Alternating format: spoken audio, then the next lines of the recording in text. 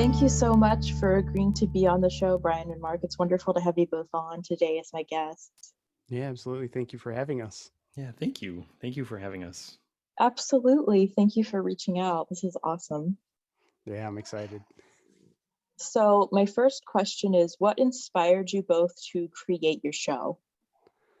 Oh man, and where did the Baptist and the Buddhist come from? I Um, think I think originally we thought, hey, we should do a podcast, and then we were like, what are we going to do it about? And yeah, but I think a big factor of it was that you know Mark and I both are you know our spiritual traditions are very important in our life, and we never really talked about it with each other in much extent, and we thought this would be a great idea, not only you know to create content but to also communicate with each other these ideas that are so important to us and so mysterious to the other. yeah. It took a podcast for us to open conversation between each other, and we're hoping it does the same for other people as well. Not only conversation with us, like the hosts of the podcast, but like with other people in other people's lives as well. Absolutely. So, how long have you both been practicing your faiths, and what led you down this current path in your faith journey? Well, mine started in probably around November of 2009. I was uh, I was presented with the gospel from the Bible, and I believed on it and started my path that way. I didn't really get really serious um, until probably like the following year, I would think. So it's been however many years that's been from 2009. um, yeah, that's about it on my side. Aw, Kitty. Yeah. I She might as well be a host of one of our she really should be. Um, I mean, you're welcome to take the mic, Kitty. We'd love to hear what your opinions are. yeah. What's your religious practices like? Oh, oh, but there was a second part to that question, wasn't there? What led me oh to yeah. my current path? So I think it was just the simplicity of the gospel, and I was raised in a Christian household. It was a non-denominational. It wasn't an extreme. There wasn't an extreme emphasis in the household on the church or anything. But when I heard the gospel um, spoken to me and like how easy it was, I'm like, why haven't I heard of this before? Like it just clicked with me that that particular time for some reason, and that's I didn't really start really getting into like what does it mean to be a Christian. I just knew I was a Christian at that point. Until a little bit later on, I started looking into things like I dusted off the Bible that I was given. Like I should probably read this since I'm a Christian, and I started just looking into some things, and even music was involved with with m- me treading down the path a little bit further, and it was step by step, and then at some point I just got like full blown walking the path. So that's my story in a one sentence with a lot of commas. That's awesome. Oh, I guess it's my turn. How about you, Brian? So I've been practicing Buddhism for around 8 years, I would say. It feels like it hasn't been 8 years, but Yeah, it I know. has. It was 2014. But what led me to my spiritual path now, actually started around the same time Mark's journey to where he is now begins. And it was around 2010. Uh, Mark spoke about having a realization of he knew he was a Christian. He just didn't know like what made him a Christian. And I kind of had an inverse realization. I thought I was Christian and had a realization I wasn't. Uh, and and that came about through just kind of some offhanded comments from a friend that made me really look at my beliefs seriously and realized I had kind of a say in what I classified myself as. So that began a journey um, down through several years through pagan traditions, Wicca and Druidry, uh, all beautiful practices. And I learned a lot about myself and through those. But it wasn't until 2014 that I, I became frustrated kind of in my own practice of Druidry at the time, thinking, this these practices that they offer are like are awesome, and I love to see how useful it is to people, and it's just like really really cool to be able to see a community gather around these practices and and ideas. And but at the same time I was like, why is this not really clicking with me? And it was just kind of by happenstance. We had a group of Tibetan monks visiting a local temple, and I was always very curious about different religions. Anyway, I still love learning about different religions, and I thought, I should go check this out. See, I know nothing about Buddhism, so I went uh, and I thought, wow, that was neat. I didn't understand it much of what was going on, but now that now I know there's a local temple and they have regular services, I'm gonna go see what one of those is like. And I went, and I just never stopped going. And so, and from there, I just got really curious about some of the language they used in their service and realized, wow, these ideas are kind of what I was looking for. A lot of these ideas of mindfulness and nonviolence and meditation. I thought this is it. And so ever since I have, I've been Buddhist. Hey, and let me clarify something too, because you brought up a good point at the beginning of what you were saying was like, um, because you said you had like a discovery that oh, I'm not a Christian. Like, what am I? And you kind of said it's like the opposite of what happened to me, but that's actually really kind of what happened to me too. Because there was a point, in our church growing up, where always like they always said, ask Jesus into your heart. And it's like, I have no idea what that even means. But then when I spoke with my now wife, we were talking in a conversation, and she's like, "Hey, do you know you're going to heaven?" I'm like, I mean, I guess. I really don't know. I hope so. And she's like, "Well, Jesus died on the cross for your sins, and you just have to believe that." I'm like, "Wait, that's it?" No. So like at that point, I'm like, well, I guess I wasn't a Christian before until now. So it's almost like the same thing happened to us. It's like, wait a second, I'm not a Christian. In my case, I'm like, maybe I should be. I just had to add that in there.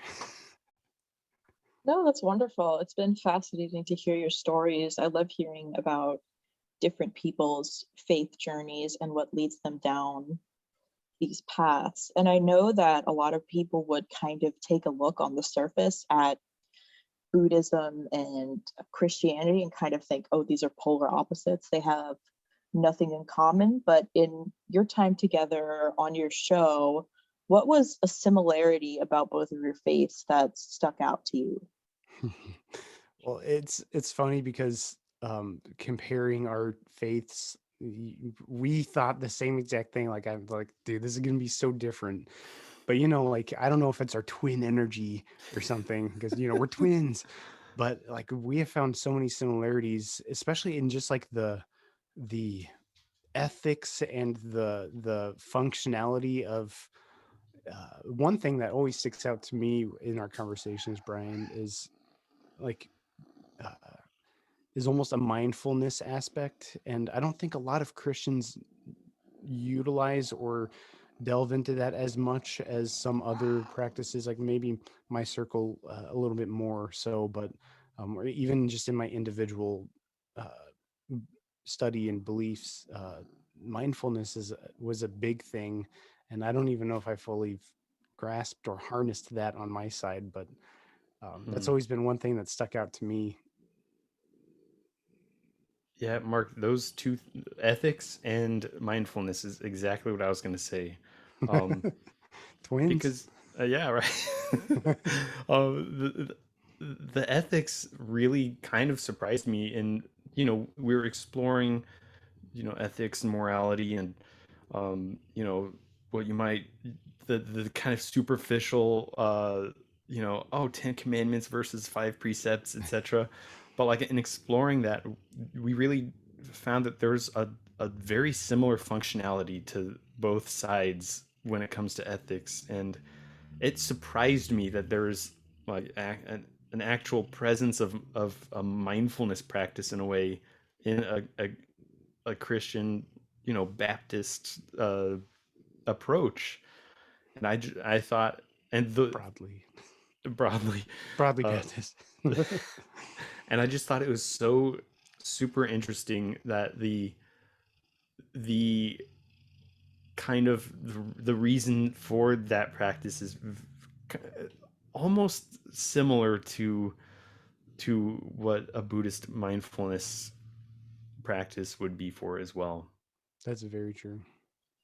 Because I think it was in our mindfulness episode, or maybe our ethics episode, that we started delving into, like, if we were talking about ethics, we started delving into mindfulness.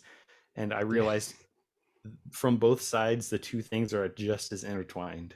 Yeah, exactly. Exactly. And that's one thing I think a lot of Christians, even specifically Baptists, who miss the mark on. And there's a reason for that, but I won't get into that. Brian will know where I would go with that. Yeah, I'm not surprised that we both found those two things in common. Yeah. That's really cool. And I love hearing things like that. That's part of the reason why I started my show, because I feel like what can alienate people is they just assume, oh, we're too different from each other Mm. and we don't have anything common, so we can't exist in the same space or get along. But if people would just take a few minutes to sit down and actually talk to each other, I feel like there could be a better understanding of things. Yeah, definitely. And I will say something on that a little bit later, too. So, Absolutely. Thank you. So, at the time this is being recorded, Buddhists recently celebrated the holiday of Vesak. So, would you mind, Brian, elaborating a little bit more about what this holiday is and why it's so important to Buddhists? Yeah, so Vesak is like one of the biggest, if not the biggest, Buddhist holiday, especially in the Theravada tradition, and it commemorates the birth of the Buddha, the enlightenment of the Buddha, and the death of the Buddha, or the Parinibbana. And it's a huge festival day. It's uh I mean, it's the Christmas and Easter and Thanksgiving of Buddhism all in one day. And so it's hugely important, and it's uh a lot of, generally used as a time to cultivate kind of appreciation for the Buddha and his teachings that he gave to us, and how important, monumentally important, those teachings can be to us. And yeah, so it's definitely a seen as a day to cultivate good merit to deepen one's practice, really revitalize that that appreciation for the Dhamma or the Buddhist teachings. Thank you for sharing that. So speaking of Easter, another holiday, not as recently, but that Christians celebrated was Easter. So Mark, would you mind Yeah. explaining to us what's the significance of Easter to Christians? Yeah, definitely. Easter, it's such a widely celebrated holiday amongst the under the umbrella of Christianity, and um, I don't know about like what other Christians like their main emphasis on it is, but I know in my circles, the emphasis, we know the Easter story, it's all about like the cross, but we don't celebrate his crucifixion. We don't celebrate his burial, but we celebrate his resurrection, because we see that resurrection, the Bible talks about, because he rose, it justifies the reason why we can rise too. We can rise from the dead too. And it's the justification for us, for believers in the hope that it, that very act gives us, is that we can rise up alive again one day, in a resurrected state like Jesus is. And it the whole holiday encompasses the very message of salvation that the Bible gives us, and that's that Jesus died on the cross for propitiation for our sin, and he was dead, buried, and rose again. And one part of the gospel, like the gospel message that everyone doesn't repeat, that the gospel does in the Bible, is that, and he was seen. Like he died, was buried, rose again, and was seen. um, uh, More than 500 people saw him after his resurrection. For some reason, that's like a 4-part gospel to me. But and that's what we celebrate. There's a lot of debate and a lot of variation of Easter, even within my church. Some people will say the Easter bunny and little eggs are bad. Some people don't care. I don't care. So sometimes it just comes from a misunderstanding. But I mean, that one message encompasses this holiday. Uh, and this holiday is a big celebration for us. We usually have pack our church house with people, um, from all walks of life come through, and the ones that don't get to church on Christmas will come on Easter. And it's usually a really, really busy time, and it's fun. um, and there's just so many different things that people do just around here for that holiday. But it's a good time. Definitely. So I know you've done a few episodes of your show now, and it might be kind of hard to pick, but do either of you have a favorite episode that you've worked on? Well, Brian, I think like we would have to look at season 2, because going into our show, like season 1 was like, we got to get the fundamentals out of the way. It's going to be kind of boring. And then season 2, we literally have a list. It's like fun ideas. Um, and I don't know if you agree with me, Brian, but our food episode, I don't know. It was just so fun because I had so many puns.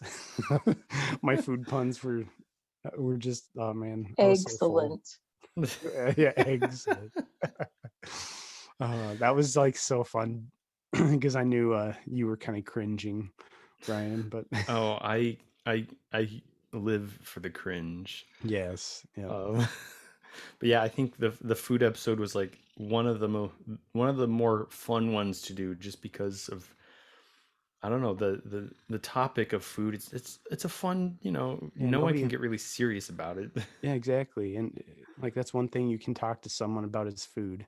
If you don't have anything else to talk about, food. I did like our movie episode too, where we each watched a movie that we picked for each other, and they were related to our faiths, and we got to review it, and it was it was really interesting.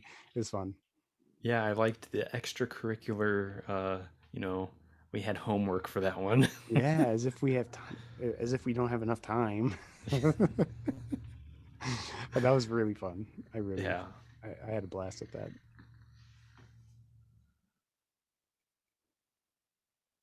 It sounds awesome. So, do either of you have any prayers that you want to share with our audience while you're here today?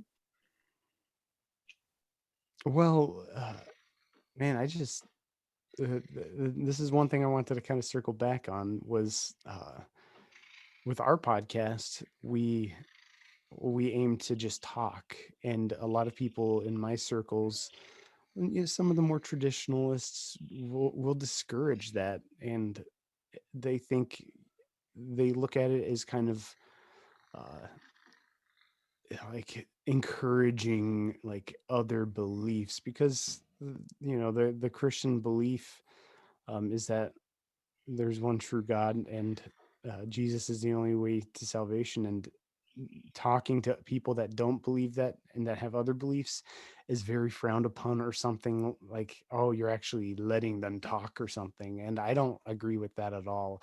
I think it's really good to have a conversation and try to understand each other better. Not that we're like saying, yeah, you're right, or like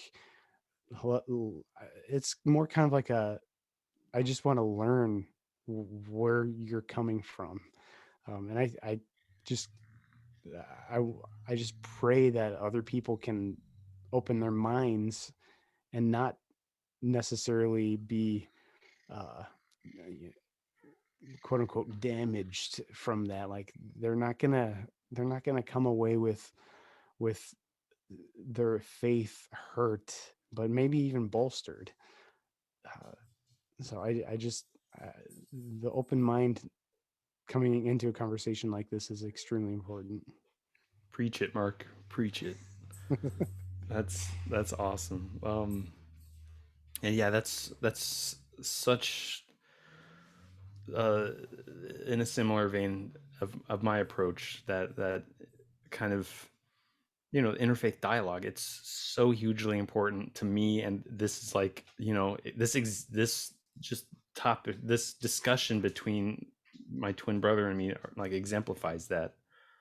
Um, but I would like to share a prayer, if Mark, if you were finished, if you Yeah, had. yeah, Okay. And uh this is a something that actually is very popular in chanting with monastics and the lay people. And this is the Buddha's words on metta. And metta is a this this it is generally translated as loving kindness or loving friendliness, and it's seen as one of the four divine abidings. And I think the famous Vietnamese monk Thich Nhat Hanh classifies it as one of the four true loves: um, loving kindness, compassion, sympathetic joy, and equanimity. And so, metta, as you will see through this prayer, is spreading this loving kindness to all beings everywhere. And it's just such a profound teaching, I think. And I think it's applicable to anyone of any walk of life. And I would just like to read this short little chant.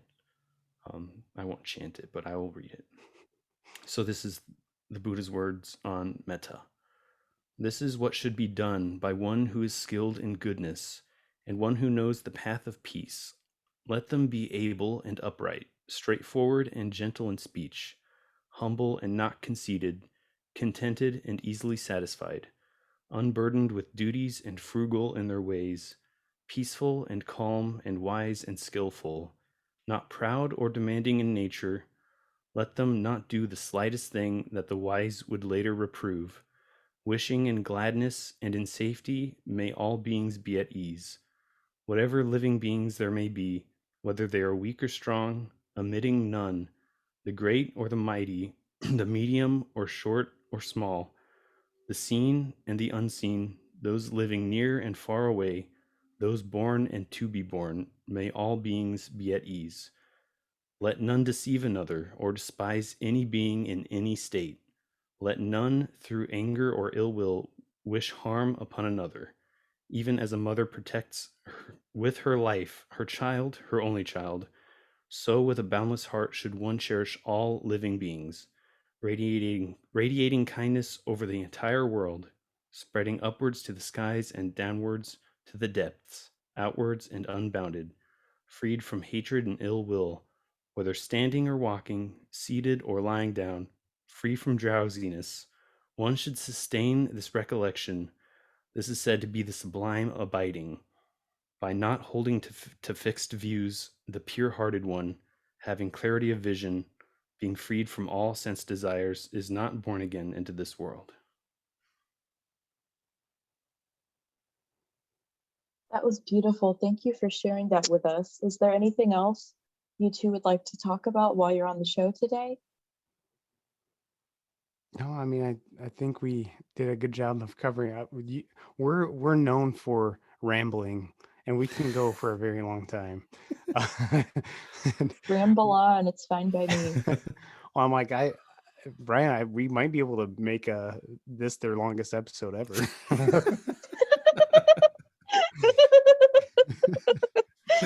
Because we usually like, okay, let's go for an hour, and it's like, wow, it's already an hour 45 minutes. We should probably stop. Yeah. We are really, really bad about that. Yeah. Just to kind of reiterate what Mark touched on in his prayer for, just kind of to be open, not necessarily open to changing your beliefs, but open to hearing others. Like that's, I think, to kind of circle around to why we started the podcast. It's it's to, you know make known that these conversations don't have to be debates, don't have to be competitions, don't have to be, I'm gonna change your mind. Yeah. It's something so much more beautiful and so much freer than that. And that's, I have this belief that you don't understand, and I'm gonna talk about it to you, and so you can learn. And the more you learn about people with different beliefs than you, the wider the scope of the world becomes. And that's such a monumentally important thing. And like even just having those conversations helps people communicate better, because there's always some like in a lot of Christian circles, there's always like some like secret stigma, like, oh man, those guys are evil or dumb, or like I just can't talk to them because they just they have some kind of misconception towards other people as well. And being able to do this without, I mean, it might get us more views and likes if we like headline it like Baptist destroys Buddhists in debate, but that's not our goal. Oh my God, it's so Maybe fair. we'll do that for next season to get the The Baptist content out versus the there. Buddhist. Yes. We can have like boxing gloves photoshopped on and stuff. Okay, maybe not. I don't know, I would watch it. Well, we'll do a video of us like just like fighting like yes. Spoiler alert, that's what we're doing next time we visit each other. Yes. That'd be great. Write that down. Oh, will do.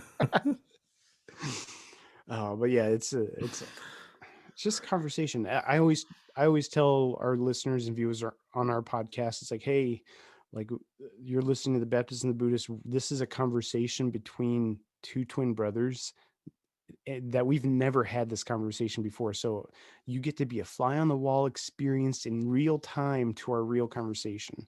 And it's not pre-scripted. It's just raw and real. And I think that can make and help our listeners feel more comfortable with the idea of doing this in the first place.